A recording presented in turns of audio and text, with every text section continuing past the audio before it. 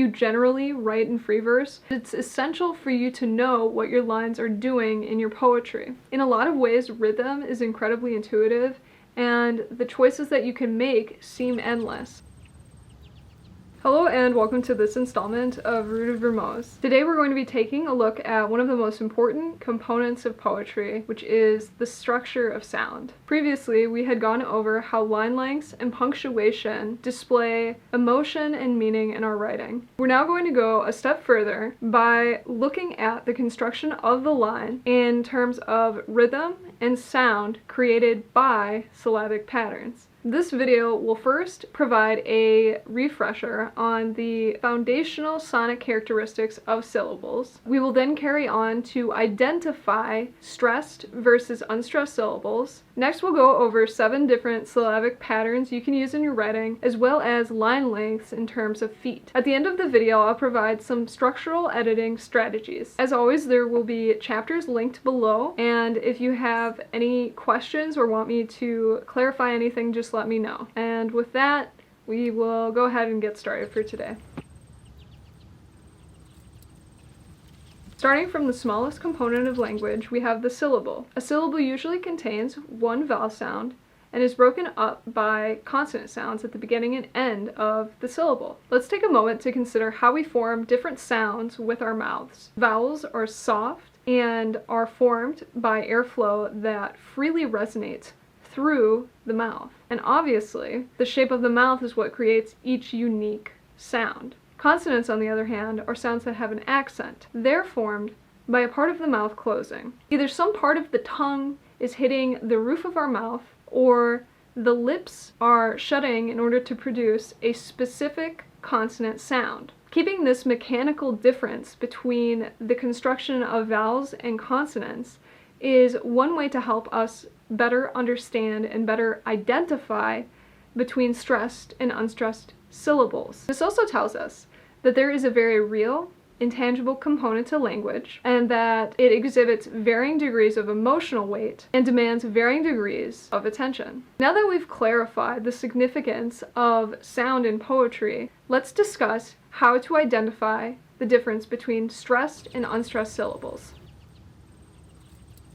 Just as a note, there are more sophisticated schemas that you can use in order to kind of intricately conceptualize the varying weights of stressed syllables, but I won't be covering that information because it extends beyond the aims of this video. I'm just going to be talking about a more binary kind of viewpoint of stressed and unstressed syllables that's more often talked about and easier to kind of deal with.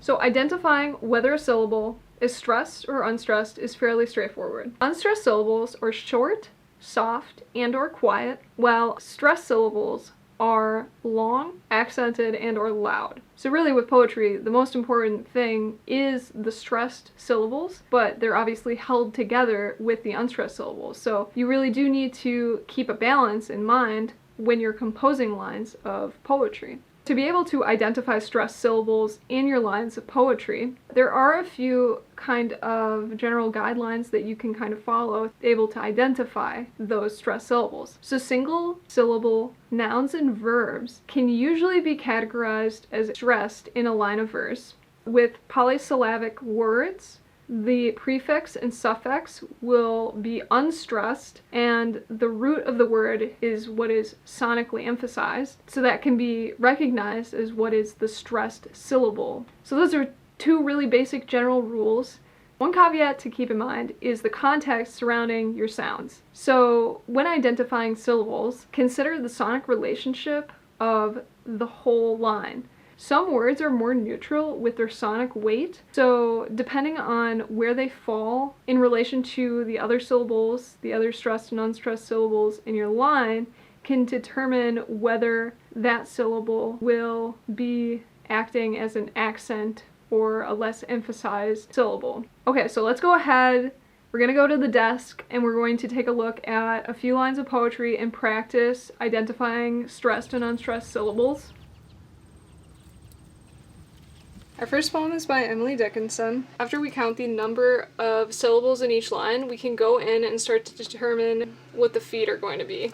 So I realize upon editing that I don't go over that information until later in the video, so you won't really understand what I'm talking about. So I'm going to skip what I'm doing here, and we're just going to jump straight into how to actually identify the stressed versus unstressed syllables. And then at the end of the video, there will be a section talking about a different poem in which I go through this process more in depth. For frame of reference, just so you have an idea of what I'm doing, with scanning poetry, the unstressed syllable is marked with a breve, which is a U, and then a stressed syllable is a slash. So we have unstressed, stressed. We know this is stressed because it's a noun.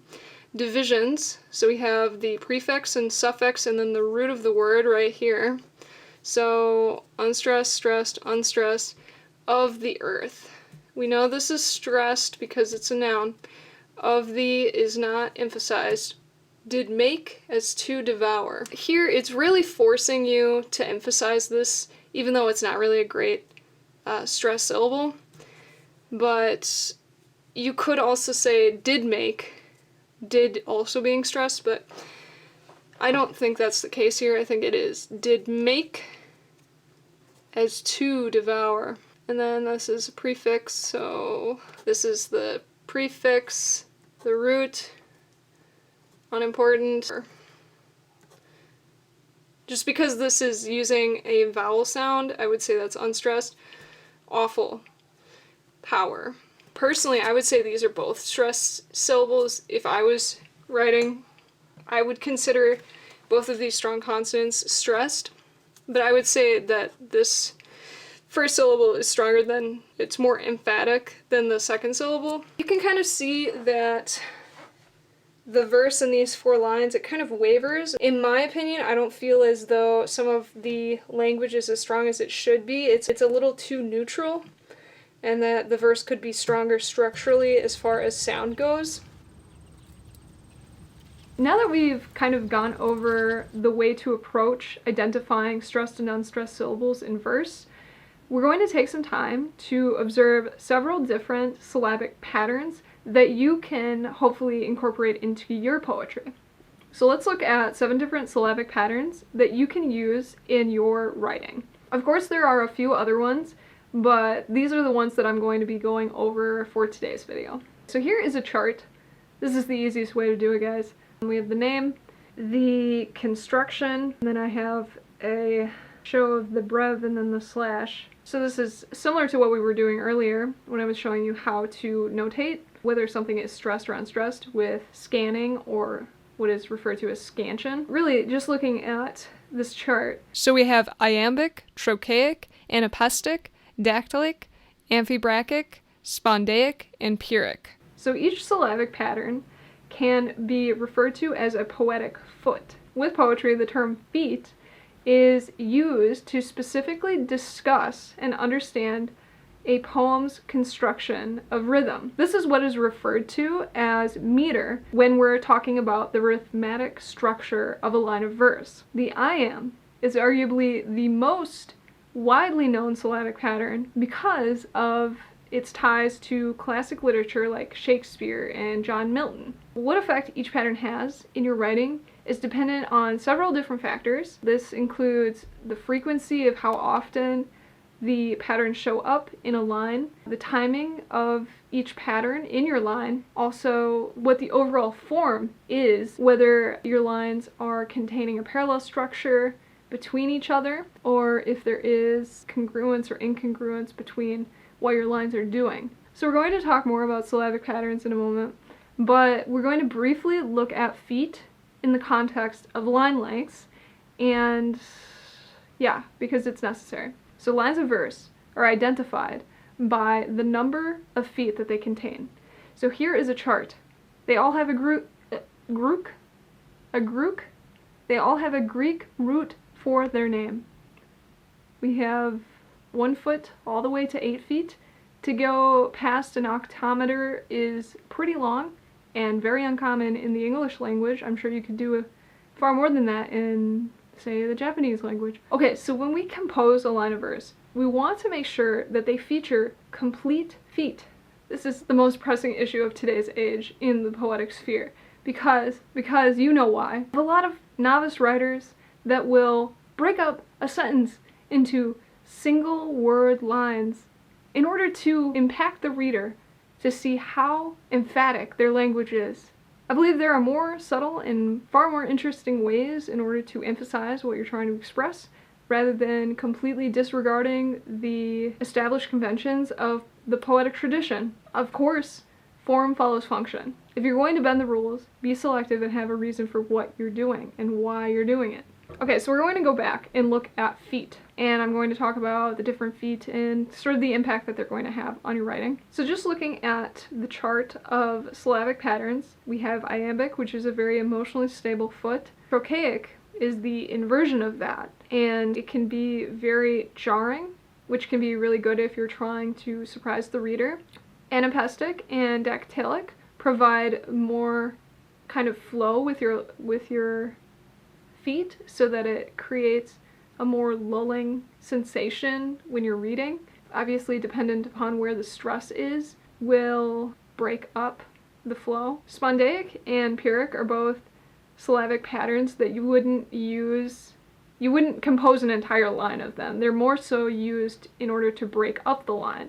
I think that even if you generally write in free verse, that it's essential for you to know what your lines are doing in your poetry. In a lot of ways, rhythm is incredibly intuitive, and the choices that you can make seem endless. However, I believe that if you have a clear intention of your subject matter and a tone that you want your work to inhabit, that can really narrow down your choices that you make with structure and form, and it enables you to confidently make decisions about your poem.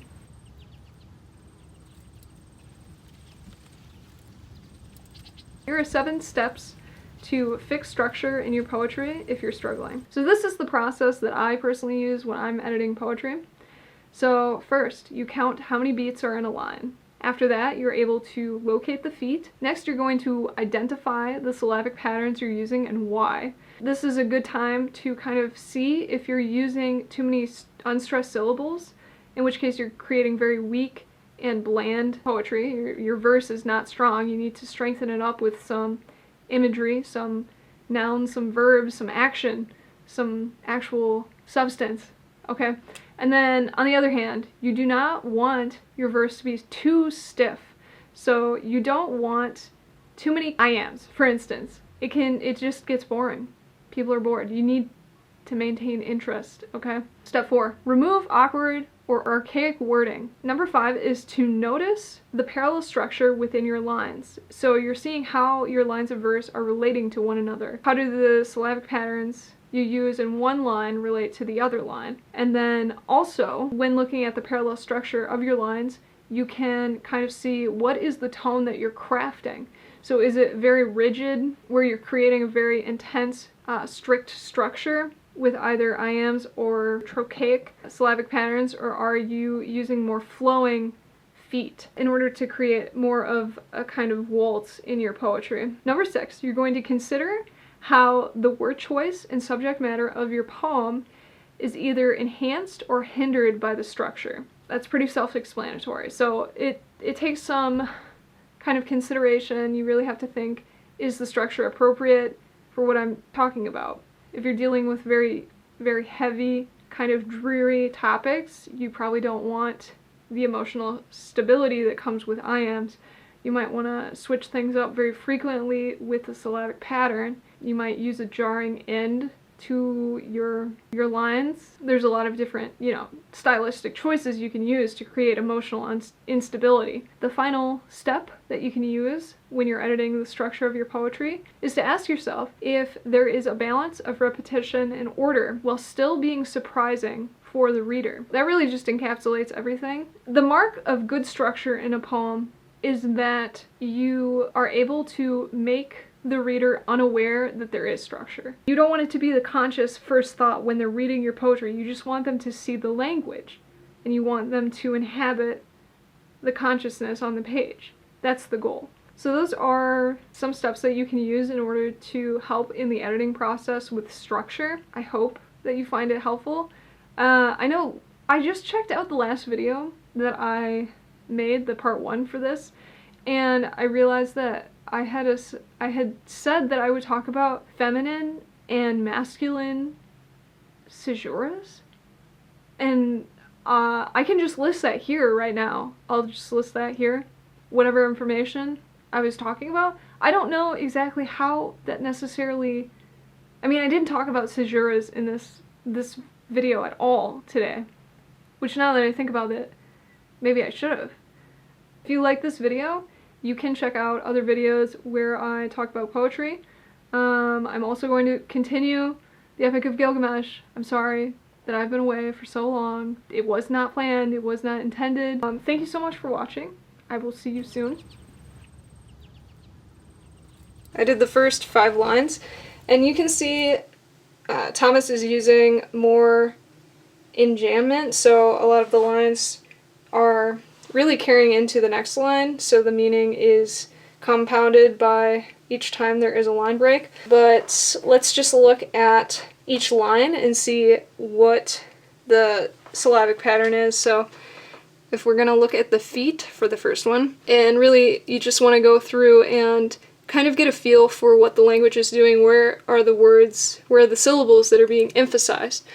I have longed to move away. So here I would say that the first foot is 3 syllables, and then we have I have longed to move away. So we have, it's up to you whether you want to consider that stressed or unstressed. I have longed to move. I would say it's very melodic, so I would do unstressed, unstressed, stressed. You could consider this 2 syllables, but in the context I consider this 1. So this is unstressed, stressed, because it's a verb. Away, we have the compound there, so away. Moving to the next line. In this compound, so I have longed to move away from the hissing of the spent lie. From the hissing. Okay, so I would assume it's like that. I think because it's carrying on from the previous line that this is stressed from the, this is the root of the word, so it's stressed, hissing, the suffix of, that would be unstressed. Oop, sorry about that. Of the spent lie.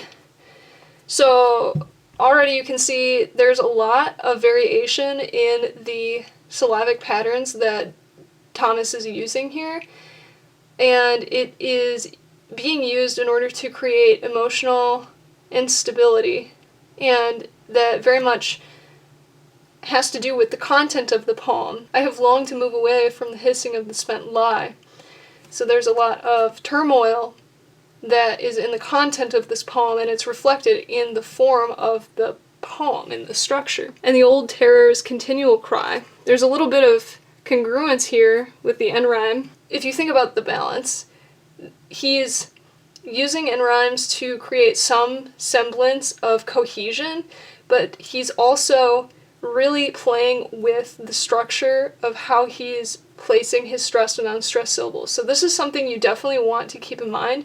This is a really artful way of utilizing sound in your poem. I'm not implying that you should use end rhymes. Please don't use end rhymes in your poetry. It's just very out of fashion. And the old terror's continual cry. You could probably break this up differently. That actually doesn't make any sense.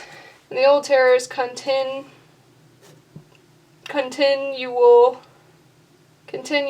cry. So this is another case where this typically would be more than 1 syllable, but because of the poem, it's actually just 1 in this place, so this is actually 9.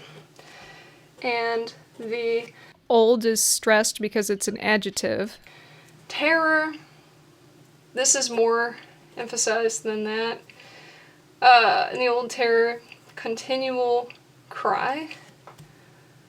This is unstressed, continual cry. Anyways, I don't have much to say about that. Growing more terrible as the day goes over the hill into the deep sea. We can see the enjambment here. Okay, so I did the next 2. This line may be different.